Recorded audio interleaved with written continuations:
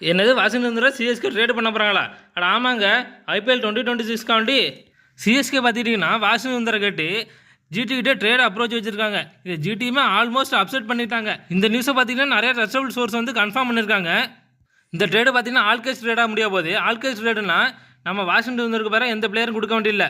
Washington சுந்தரை மட்டும் வாங்கிட்டு அவரோட லாஸ்ட் இயர் ஆக்ஷன் ப்ரைஸான 3.2 CR மட்டும் கொடுத்தா போதும். நம்ம இந்த நியூஸ் பார்த்தீங்கன்னா இன்னும் அஃபிஷியலாக கன்ஃபார்ம் ஆகலை. இது இன்னும் வெறும் ரூமராக தான் இருக்குது. இந்த ட்ரேடு பார்த்தீங்கன்னா கன்ஃபார்ம் ஆக தான் ஹை சான்ஸ் இருக்குது. ஏன்னா ஜிடி பார்த்தீங்கன்னா ஆல்ரெடி கார்த்திக் பாண்டியாவே மும்பைக்கு ட்ரேட் பண்ணியிருக்காங்க. ஸோ கார்த்திக் பாண்டியா கம்பேர் பண்ணும்போது வாஷிங்டன் சுந்தரை கொஞ்சம் ஈஸியாக சிஎஸ்கே கொடுத்துருவாங்க. சிஎஸ்கே மட்டும் இல்லை, எம்ஐயுமே வாஷிங்டன் சுந்தரை கேட்டு ஜிடியோட அப்ரோச் வச்சுருக்காங்க. ஆனால் வாஷிங்டன் வந்து எம்ஐக்கு போகிறதுக்கு ஹை சான்ஸ் கொஞ்சம் கம்மி தான். சிஎஸ்கே வர்றது தான் சான்ஸ் அதிகமாக இருக்குது. ஆனால் வாஷிங்டன் சுந்தருமே சிஎஸ்கே வர்றது தான் விரும்புவார். ஸோ சிஎஸ்கே பார்த்தீங்கன்னா வாஷிங்டன் சுந்தர் வந்து நம்ம அஸ்வினுக்கு ரீப்ளேஸ்மெண்ட்டாக பார்க்குறாங்க. So Washington Sundar deal confirm பண்ணால் செம்ம பைக்கு சிஎஸ்கே இருக்குது. வாஷிங்டன் சுந்தர் பார்த்தீங்கன்னா ஆஃப் ஸ்பின்னு போடுவார், பேட்டிங்குமே நல்லா இம்ப்ரூவ் பண்ணியிருக்காரு.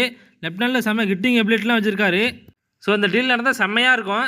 பார்க்குற நீங்களே சிஎஸ்கே பண்ணால் தான் அந்த வீடியோக்கு ஒரு லைக்கை போட்டுட்டு போங்க காய்ஸ். அப்படியே கமெண்ட் பண்ணிவிடுங்க டீல் நடக்கிறது எவ்வளோ கை சான்ஸ் இருக்குன்னு.